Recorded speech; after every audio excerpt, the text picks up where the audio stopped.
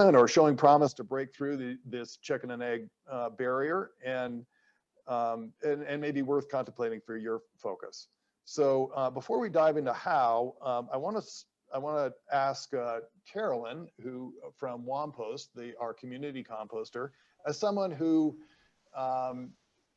started from the ground up as a one-woman show. Why do you do this? What's your motivation? Absolutely. Thank you, Dan.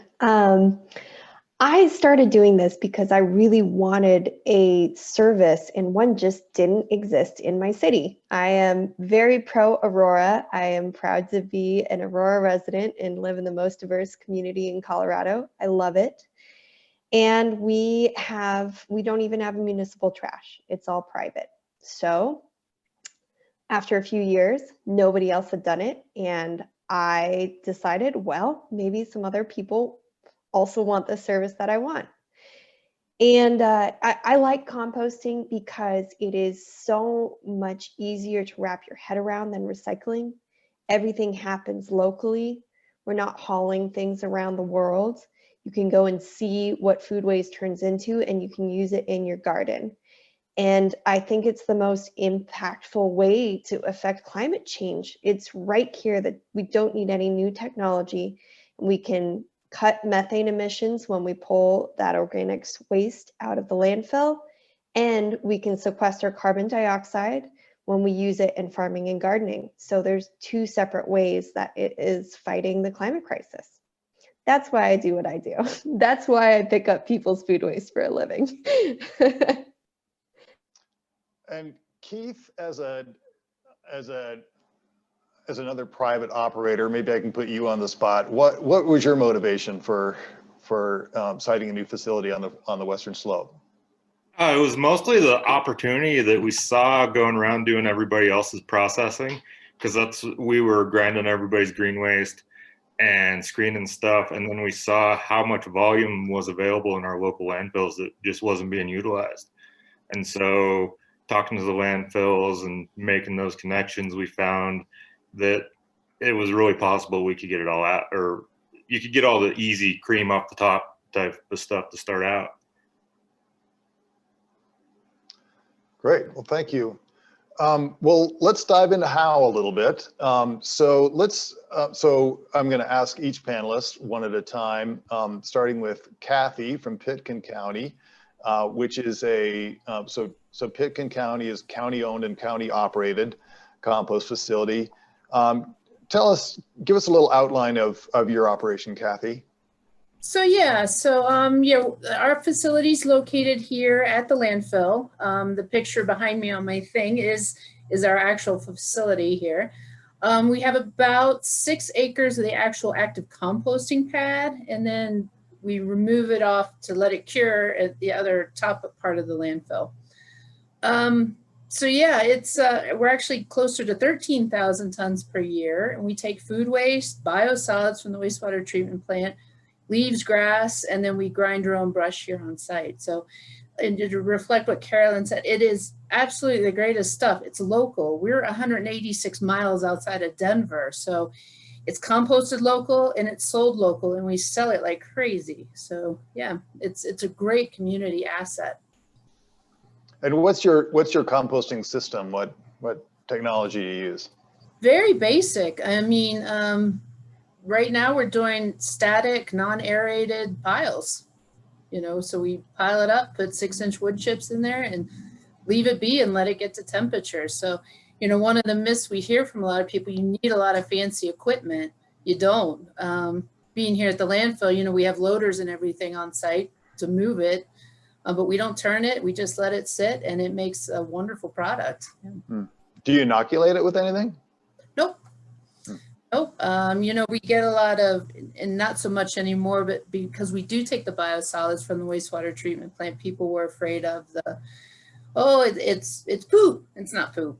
It's the wasted activated sludge. It's all tested. And that is great stuff. We try and tell people we don't want stuff with biosolids in it.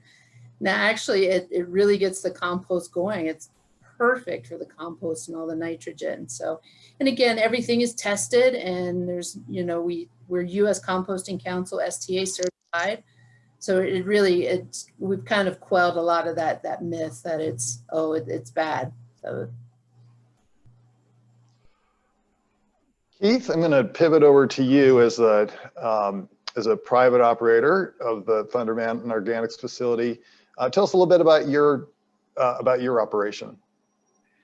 We make a lot of different stuff.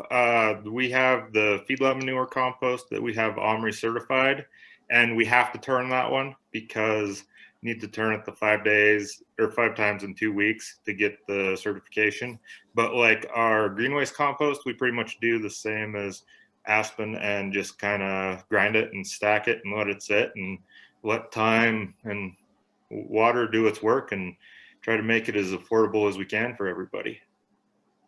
And how big is your site? What's your site? The new site we put together, there's probably 15 acres that we can compost on, and we designed it all big so we wouldn't have to make it bigger in the future, pretty much, because we didn't want, that's what we saw working for everybody, was they'd get caught in the constraints of the size of their facility and be getting too much volume, and that's when people start running into problems of their odors and all that kind of deal, when all they need was a little bit more space and they would have been fine. Do you have a specific design capacity at build at? I think ours is way too big, but I think if we use the big stacker that we have, we can run like 430,000 yards a year through it, which is way more than we ever suspected. I think in the valley, if we get 10% of the compostable, we're about the same as Aspen, about that 10 to 15,000 tons. That's room to grow. That's a good plan.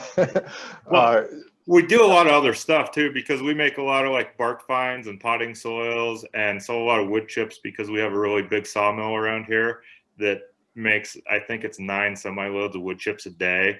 And so we have access to a lot of different products that we try to sell out of the same facility. Well, we'll circle back on what those opportunities are as from using those more rural food stocks. But Tim, let me go to you as a county-owned, and so this compost facility is still in the planning phase. The intention is that it be a third-party operator, and it has a unique business plan. So Tim, tell us about your facility. Yeah, so Dan, as you very much said, this is a proposed facility. It still has to go through land use, as well as the commissioners for sort of a final decision to move forward on any construction as it relates to it. It is being designed in the preliminary designs as a 50,000 ton per year covered aerated static pile system, really being able to take curbside organics within the county as sort of the primary feed to that. And then being very much designed and thought as a link or bridge to the creation of sustainable agriculture. So being a benefit in carbon farming for open space lands, both private and public, within Boulder County. And Boulder County is kind of a semi-urban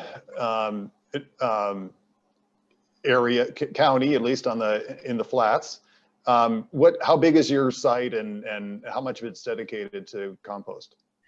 Yeah, so the site is about 40 acres in its entirety. I know they're planning on, I believe it's about 15 acres of it being utilized within the designs at this point in time.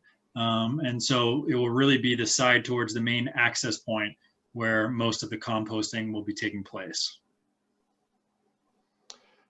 And I mentioned there's a unique business plan. Is that something that you're able to talk about? Yeah, no decisions have been made in terms of the business plan and will it be county run or third party run at this point in time. Again, the commissioners still need to kind of make some decisions on that direction, but definitely those are viable options for any city, municipality, county when considering, trying to open up a facility. The capital for the project is coming from Boulder County, and that's where we're lucky enough to have a sustainability tax where language built into that tax directly called out zero waste infrastructure and efforts. So really, we're just kind of following the mandate of the citizens who voted that through, and I think 2015 was the year. Well, thanks, Tim. And Carolyn, tell us a little bit more about Wompost. Absolutely. So we're currently a team of 3 women, and we do the curbside compost collection for different households. And we also have drop-off points throughout our service area.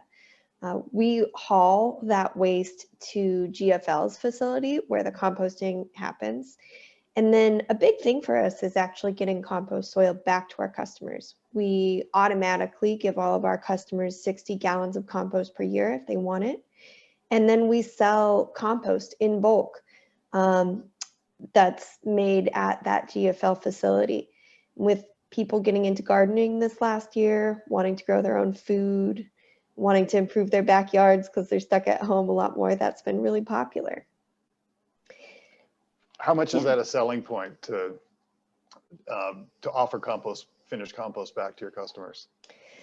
A lot of people like it. I'd say about 1/3 of our customers opt in.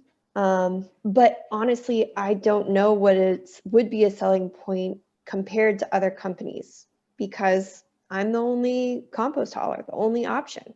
So there are not a lot of other folks to people to turn to. If they want compost collection, unfortunately, I'm what they're getting. Currently, we do everything in 5-gallon buckets, but we're really excited to be expanding into 64-gallon wheel bins, just like the Denver program in the next year, thanks to some state level support. I guess I'll pause